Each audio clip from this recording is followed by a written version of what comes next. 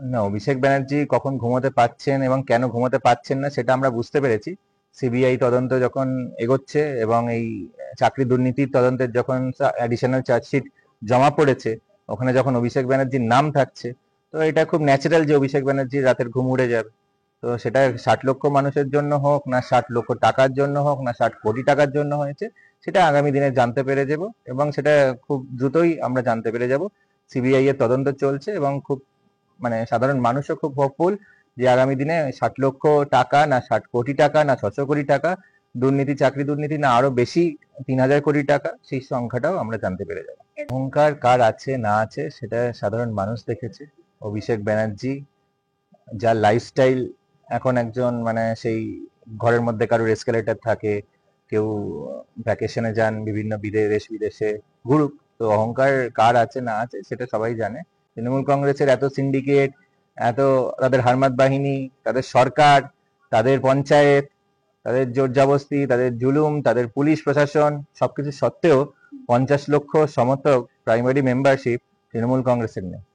তো এখানে যেখানে আমাদের 50 লক্ষ মানুষ, পশ্চিমবঙ্গের মানুষ ভারতীয় জনতা পার্টির সদস্য, সেখানে আমরা একজন দুর্নীতিগ্রস্ত বা যার সিবিআই চার্জশিটের নাম আসছে এমন কোন ব্যক্তি যে আমাদের যুব সমাজের চাকরি চুরি করে নিয়ে গেছে এরকম একটি তদন্তে যার নাম উঠে আসছে, তাকে কখনোই ভারতীয় জনতা পার্টি ওয়েলকাম করতে পারে না।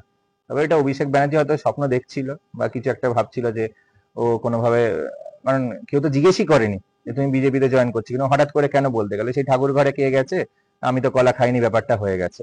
অভিষেক ব্যানার্জি মানে চোর যেমন ঢুকে গেছে, মানে ঢুকে গেছে কোথাও, বলছে আমি তো চুরি করিনি। তো সেরকম ব্যাপার হয়েছে যে যে বিজেপিতে কেউ হয়তো ভাবছিল যে ঢুকবে, কিন্তু বিজেপি দরজা খুলছে না, তাই সে বলছে না না আমি বিজেপিতে ঢোকার কোনো চেষ্টা করছি না। মমতা বন্দ্যোপাধ্যায় তো লজ্জা করা উচিত। সেই আর জি করের প্রিন্সিপালকে তিনি বারবার করে তাকে প্রোটেকশন দিয়েছেন কেন, তার বিরুদ্ধে ভুরি ভুরি দুর্নীতির অভিযোগ থাকা সত্ত্বেও কোনো অ্যাকশন নিতে দেয়নি কেন? ইভেন সিবিআই যখন তদন্ত করতে নেমেছে তখনও সেই সন্দীপ ঘোষ তাকে, তার এগেনস্টে কোনো অ্যাকশন নেওয়ার জন্য, যে প্রপার যে ট্রায়ালে যাওয়ার জন্য যে ক্লিয়ারেন্সটা লাগে রাজ্য সরকারের একজন এমপ্লয়ি, সেই ক্লিয়ারেন্স কেন রাজ্য সরকার, মমতা বন্দ্যোপাধ্যায় সরকার দিচ্ছে না, সেই জবাব তো মমতা বন্দ্যোপাধ্যায়কে দিতে হবে। লজ্জায় সত্যি পশ্চিমবঙ্গবাসীর আজকে লজ্জায় মাথা হেট হয়ে যাচ্ছে আমাদের, কারণ আমাদের রাজ্যের মুখ্যমন্ত্রী এবং তার পুলিশ মন্ত্রক, তার স্বরাষ্ট্র মন্ত্রক, তারা যেভাবে করে আমরা দেখতে পেয়েছি যে পুরো ঘটনাটাকে ধামাচাপা দেওয়ার যে একটা অপচেষ্টা করেছে, তো সেটা পশ্চিমবঙ্গবাসী হিসেবে সকল মানুষের আমাদের কিন্তু মাথা হেট করে দিয়েছেন মমতা বন্দ্যোপাধ্যায়ের পুলিশ প্রশাসন।